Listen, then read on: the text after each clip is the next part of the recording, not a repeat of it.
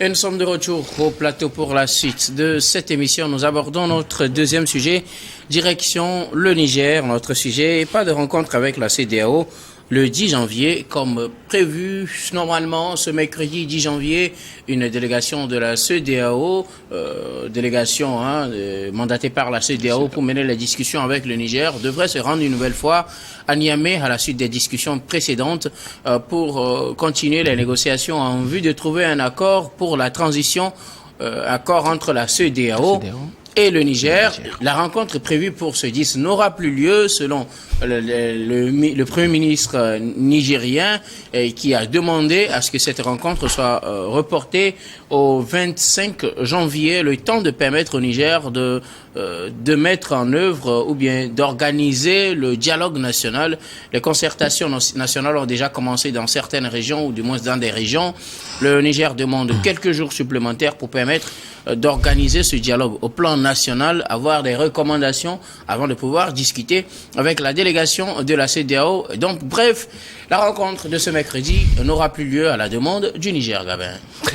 Oui, ça n'aura plus lieu à la demande du Niger. C'est vrai qu'ils se sont pris un peu tard à l'approche de la tenue de cette séance de travail avec la CEDEAO, mais quand même, il fallait le faire. J'avais l'impression que, bon, en discutant avec la CEDEAO à chaque moment, ils ont oublié quand même l'opinion publique au Niger, l'opinion des forces vives au Niger. Or, ils sont en train de diriger pour le Niger et pour ce genre de situation, il faut quand même rassembler tout le monde autour d'une table, avoir quand même les décisions de tout à chacun, discuter des réelles questions du pays et surtout plancher sur la durée de la transition avant d'opposer tout cela à la CEDEAO. N'oublions pas que nous sommes dans une espace communautaire, certes, mais tout au début de cette crise-là, la CEDEAO n'a pas véritablement aidé le Niger à pouvoir trouver une solution assez durable à cette crise-là. Donc du coup, aujourd'hui, les Nigériens, ils n'ont plus rien à perdre parce que quand on voit même les positions les plus rigides au sein de la CEDEAO, ils ont commencé par fléchir. Quand on prend le cas de Patrice Talon, sont des gens qui étaient très rigides par le passé, même prévoyaient l'option militaire. Mais aujourd'hui, Patrice Talon, il est quand même disponible à ouvrir ses frontières au Niger. Ça veut dire que ça pèse aussi sur son économie. Donc le Niger aujourd'hui voit que bon, la position de la plupart des gens qui étaient franchement rigides par rapport aux nouvelles autorités nigériennes ont commencé par fléchir parce que ça pèse aussi sur eux. Et donc aujourd'hui, ils n'ont plus rien à perdre. Le plus important, c'est de quand même arriver à faire asseoir toutes les forces vives de la nation nigérienne, avoir leurs recommandations, penser réellement à comment conduire la transition et combien d'années ou bien combien de mois va durer encore la transition avant d'arriver quand même à discuter avec la CEDEAO. Chez nous, on dit toujours il faut balayer la chambre avant de balayer la devanture. C'est ce que le Niger est en train de faire, discuter avec les acteurs nationaux, avec quand même d'aborder le cas de la CEDEAO. Je ne pense pas que la CEDEAO va prendre cela mal, parce que quoi qu'on dise, il ne faut pas créer des tensions inutiles. Parce qu'aujourd'hui, si le Niger ou bien les autorités de la transition Tiani et ses hommes discutent avec la CEDEAO et puis se confrontent à une tension intérieure qui ne serait pas d'accord avec les décisions prises en concomitance avec la CEDEAO, je ne suis pas sûr qu'ils pourront résister à une comment on dit, à une colère populaire des Nigériens. Donc, ce qu'il faut aujourd'hui, c'est de discuter premièrement avec les forces vives nigériennes, prendre leurs recommandations et ensuite aller discuter avec la CEDEAO. Ils avaient reçu favorablement à la première délégation qui avait été envoyée au Niger. Ils avaient eu des discussions et autres. Même la CEDEAO s'en était satisfaite. Aujourd'hui, s'ils demandent quand même un report, je pense que la CEDEAO doit quand même faire amende honorable et accepter pour que ces messieurs-là puissent régler leurs affaires à l'intérieur avant de pouvoir penser à une discussion avec la communauté sous-régionale. Edem Dadi, le Niger veut un report de la rencontre prévue pour ce 10 janvier. C'est reporté, du moins selon la proposition du Niger, au 25 janvier, le temps de permettre au pays d'organiser le dialogue national dont les concertations régionales ont déjà commencé depuis. Il faut la phase finale, qui est le plan national, avant de rencontrer la délégation de la CEDEAO pour une deuxième fois. Oui. Alors, les autorités, en tout cas les nouvelles autorités militaires du Niger, ont toujours dit, en tout cas depuis qu'elles sont en place, ont toujours dit qu'il y aura des assises nationales pour décider de la durée de la transition, en tout cas des conditions dans lesquelles la transition va se dérouler, un peu comme ça s'est passé au Mali, au Burkina. Et le président Tiani l'a souvent dit dans ses sorties. Voilà. Et ça n'a pas été fait jusqu'alors. C'est vrai que ça fait un bon moment. On se demandait pourquoi cela n'a pas eu lieu jusqu'alors. Parce que beaucoup réclamaient cela. Puisque même les organes de la transition doivent être mis en place après cette rencontre-là. Alors, comme on le sait, on a demandé au Togo, en tout cas la CEDEAO a demandé au Togo, la diplomatie togolaise qui était déjà en avance sur ce plan, au Togo, à la Sierra Leone et au Bénin, de travailler avec le Niger pour dialoguer, voir dans quelle mesure la CEDEAO peut accompagner le Niger. Mais les Nigériens ont toujours dit que la transition va se faire dans les conditions que le peuple va décider.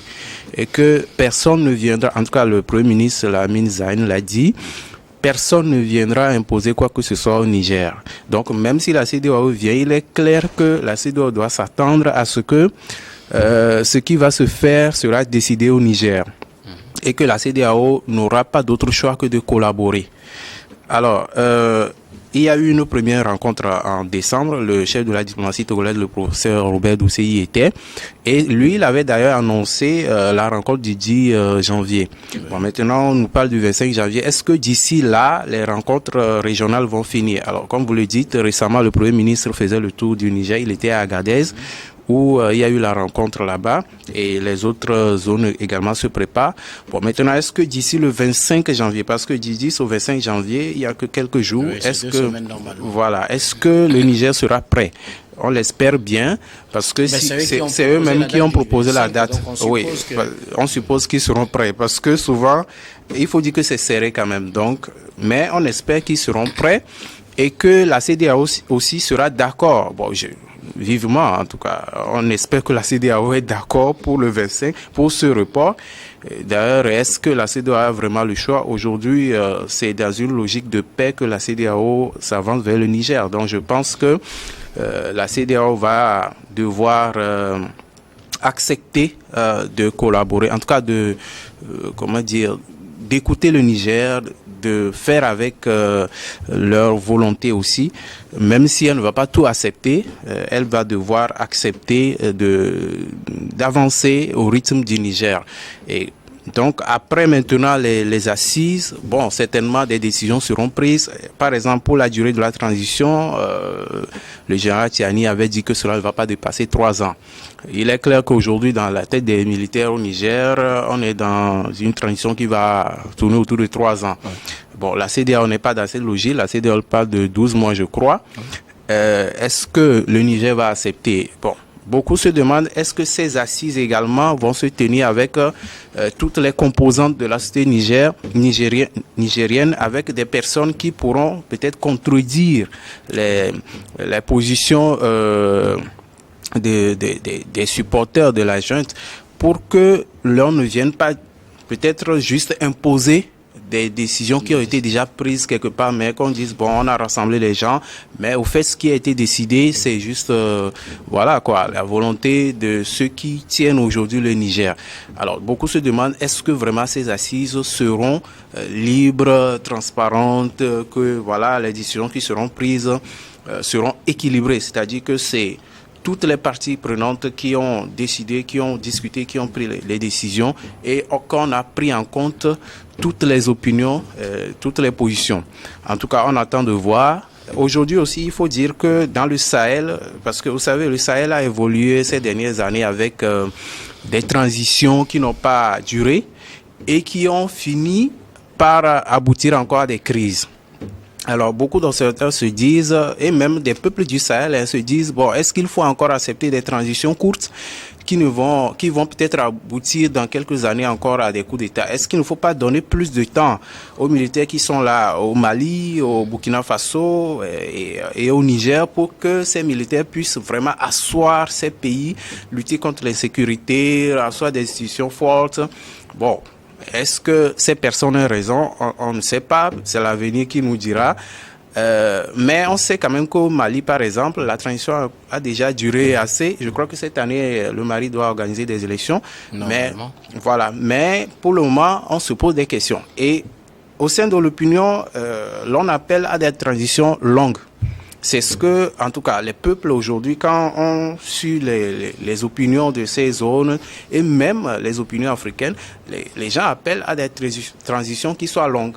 Pas des transitions courtes comme la CEDEAO, parce que les gens disent souvent que la CEDEAO et les autres institutions internationales viennent pousser les pays à des transitions courtes et parfois les précipiter pour aller vers des élections dans des conditions parfois compliquées, et après ça revient encore au même. Donc aujourd'hui beaucoup d'observateurs pensent qu'il serait bien pour la CEDEAO de faire preuve de patience et de marcher au rythme des Nigériens.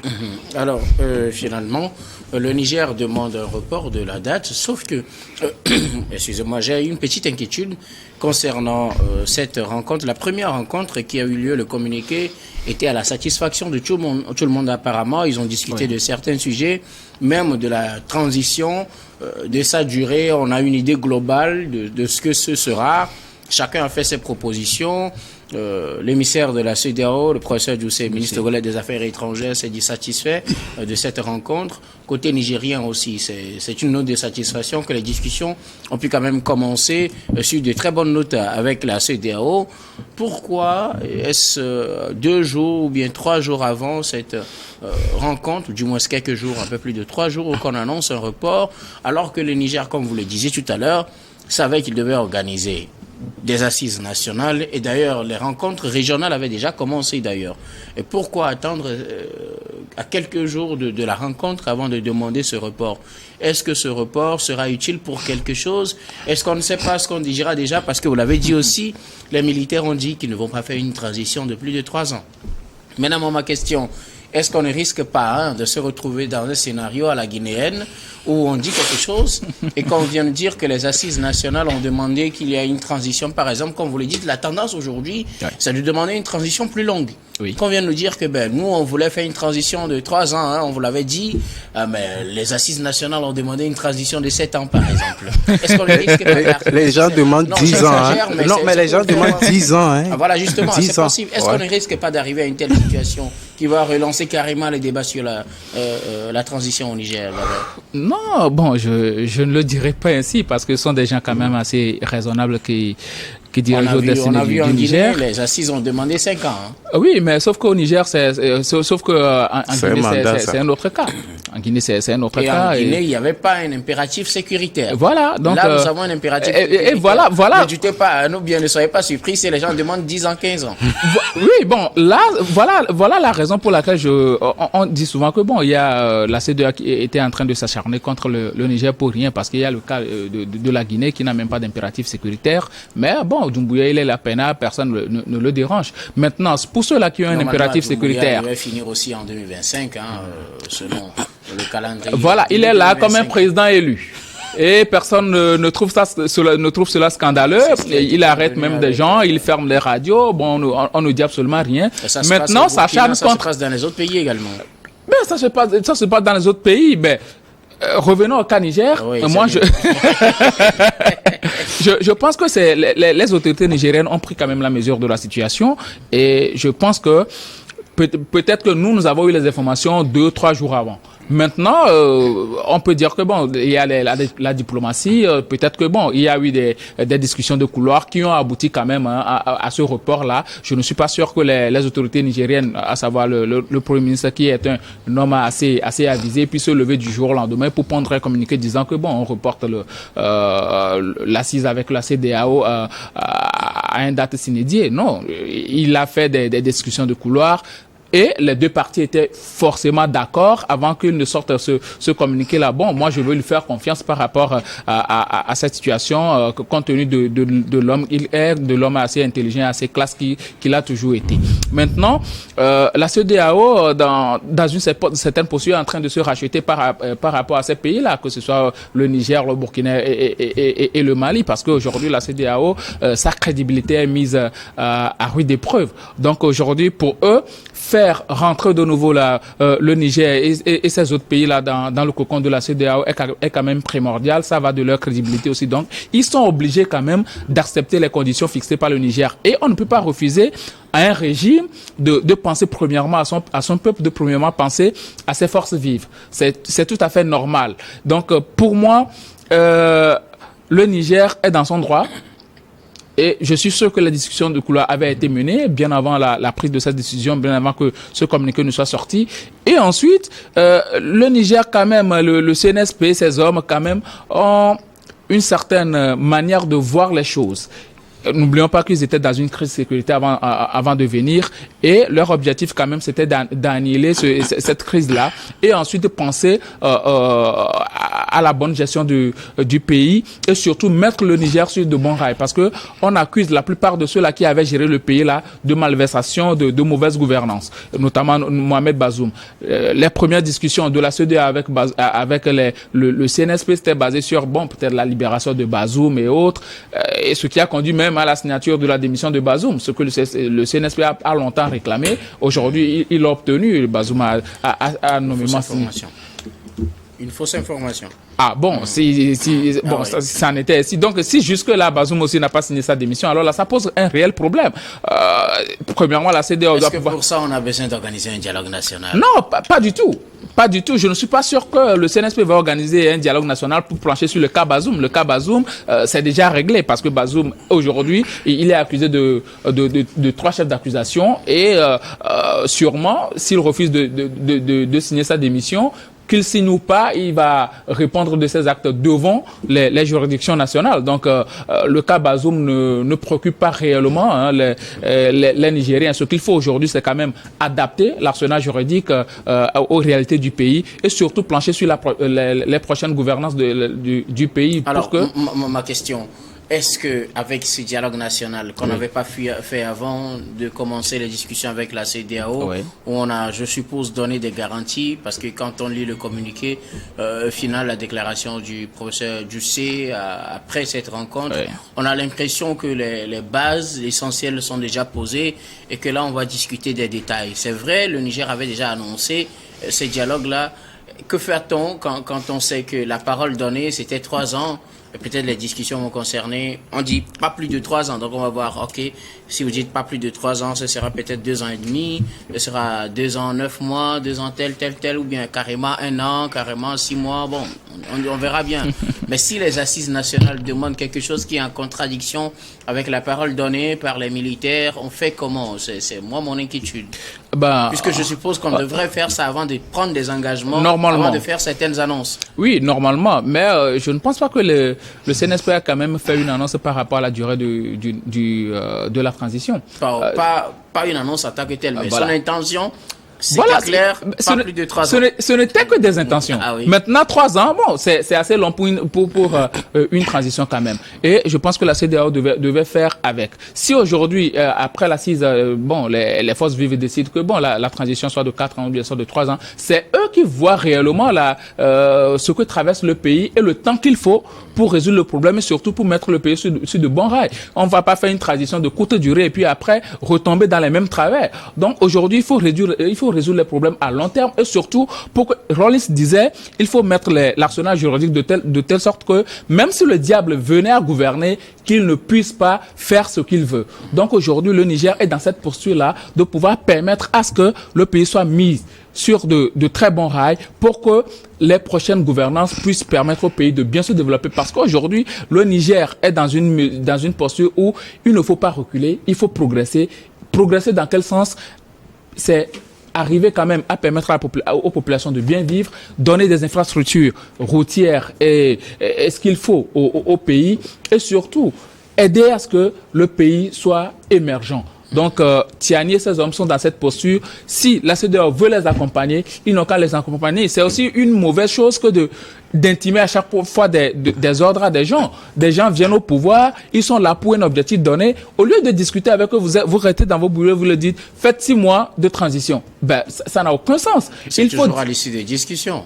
Oui, ce serait... Mais quand même, plutôt c'est à la CEDEAO, en tant que conseiller, de pouvoir dire à ces gens-là, faites une assise nationale avec toutes les forces vives et tirez-nous de bonnes conclusions et on va étudier. Mais ne le font pas, ils restent dans leur bureau, peut-être ils font un congrès extraordinaire, ils disent, bon, faites une transition de 6 mois sans pouvoir connaître les réelles aspirations de ces peuples-là. C'est la CEDEAO qui a fauté dans cette histoire et ils sont obligés d'accepter les conditions que posent les Nigériens. C'est la CEDEAO qui a fauté, pas le CNSP. Selon vous, alors Edem, que dire de la situation si les assises nationales venaient accoucher autre chose carrément que les bases qui ont déjà été posées, parce que les deux parties étaient partis quand même d'accord lors de la première rencontre sur l'essentiel.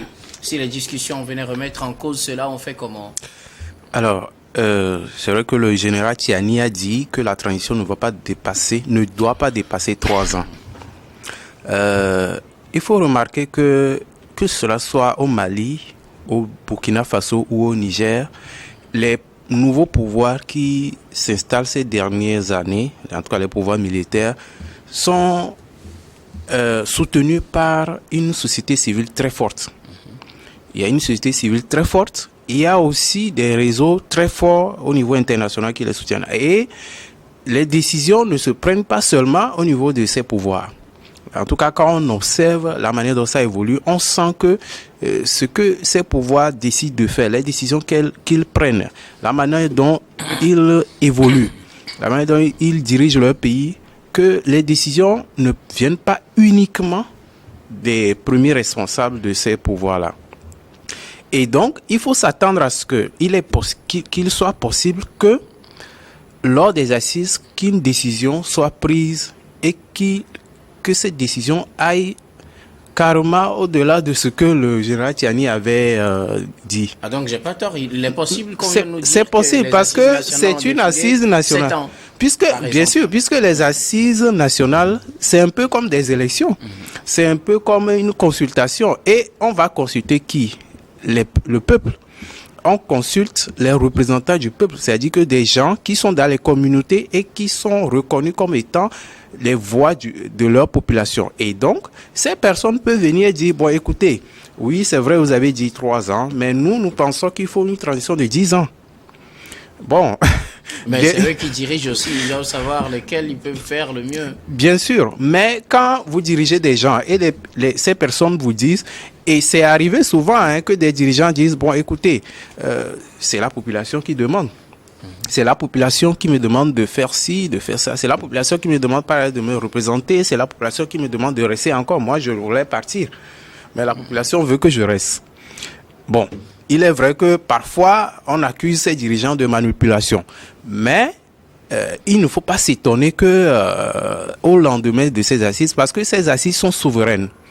C'est un peu comme la conférence nationale souveraine qu'il y avait eu il y a quelques années dans les pays comme le Togo, le Bénin, la RDC, etc. Donc, il est possible parce que des voix, et non des moindres, je ne veux pas citer de nom, s'élèvent pour demander une transition longue. On parle de 10 ans. Donc, même si on arrive, pas à 10 ans, il faut s'attendre peut-être à ce que... Oui, parce que si en Guinée, on est allé à 5 ans, un mandat présidentiel, sans élection, bien sûr. C'était une proposition, mais ça n'a pas été validé. Ok, d'accord. Mais la manière dont ça évolue, est-ce qu'on ne va pas aller à ça? Ça doit prendre fin, normalement, janvier ou février 2025. Ok. Donc, et au Mali, je pense que... Presque. Voilà, donc vous voyez, et au Mali, bon, est-ce que les élections auront lieu cette année? Parce que l'insécurité qui continue, parce que, bon, le pouvoir malien a réussi quand même à reprendre une bonne partie du territoire, à renvoyer les rebelles, mais ce qui se passe maintenant, c'est la guérilla. C'est totalement rose. Voilà, c'est pas rose, c'est la guérilla, parce que ce que les terroristes sont promis, et c'est ce qu'ils font, c'est qu'ils vont faire des attaques ciblées. Et là, c'est plus, parfois, ça dérange plus. C'est-à-dire que ça peut prendre des années. C'est-à-dire qu'aucun pays aujourd'hui n'est totalement à l'abri, même les pays les plus développés, tout ça, connaissent aussi parfois des attaques. Donc, ces rebelles ne veulent pas baisser les bras, les terroristes aussi continuent, donc, est-ce que le Mali va finalement organiser les élections? Est-ce qu'on va pas dire, bon, comme l'insécurité continue, on va continuer à lutter contre le terrorisme et puis il faut que tout se calme d'abord. Donc peut-être on va voir 2024 passer. Et alors, donc, revenons au Niger. Au Niger. Et bon, la situation risque d'être similaire au Niger parce que, vous savez, aujourd'hui, le Niger, le Burkina et le Mali sont dans ce qu'on appelle l'Alliance des États du Sahel. Et ces trois pays travaillent en synergie. Ce qui est fait au Mali est pratiquement ce qui est fait au Niger et également au Burkina Faso. Ces trois pays tendent à se comporter comme des jumeaux, même si les jumeaux ne prennent pas les mêmes décisions à chaque moment. Mais aujourd'hui, c'est le grand amour entre ces trois pays. Et donc, il faut s'attendre à ce que ces trois pays se soutiennent. Bon, écoutez, aujourd'hui, c'est l'AES. L'AES est indépendante. D'ailleurs, si on ne fait pas attention, à un moment, ces trois pays peuvent décider de sortir de la CEDEAO pour être totalement libres. Bon, c'est vrai que pour le moment, cette décision, en tout cas, je pense qu'ils hésitent à prendre cette décision parce que quoi qu'on dise, la CEDEAO n'est pas rien pour ces pays aussi, même si ces pays aussi sont très riches et peuvent apporter des choses aux autres pays de la CEDEAO. Sortir de la CEDEAO risque au début d'être difficile. Peut-être avec le temps, ils vont réussir à se faire, mais au départ, ça risque d'être difficile. Donc, mais il faut s'attendre à ce que ces pays prennent des décisions qui vont surprendre. Peut-être par exemple la monnaie, puisque les peuples appellent à la création d'une monnaie de l'AES. Donc, il ne faut pas être surpris que des décisions soient prises et qui vont carrément aller à l'encontre de ce que la CEDEAO veut. Gabin, quelque chose à ajouter rapidement? Oui, quand on voit le timing de la rencontre prochaine avec la CEDEAO, c'est le 25 janvier, je pense. Oui, dans 2 semaines. Oui, ça veut dire que bon, les choses vont s'organiser rapidement pour pouvoir tirer des conclusions et mettre cela sur la table de discussion avec la CEDEAO. Maintenant, c'est à la CEDEAO maintenant d'essayer quand même d'avoir une certaine position assez flexible par rapport au Niger et savoir réellement discuter. Parce que dans la sous-région, nous sommes interdépendants et la crise au Niger, ça frappe tout le monde. Le Bénin, le Togo, pratiquement tous les pays sont touchés. Donc, il faut quand même arriver à trouver une solution assez idoine. Et la meilleure solution, c'est d'écouter les Nigériens et trouver le juste milieu pour ne pas flancher aussi. Et au CNSP aussi, d'être assez raisonnable dans ses propositions pour ne pas irriter les dirigeants de la CEDEAO. Merci beaucoup à vous. Nous allons marquer la pause pour le journal, puis on revient juste après pour la suite de cette émission.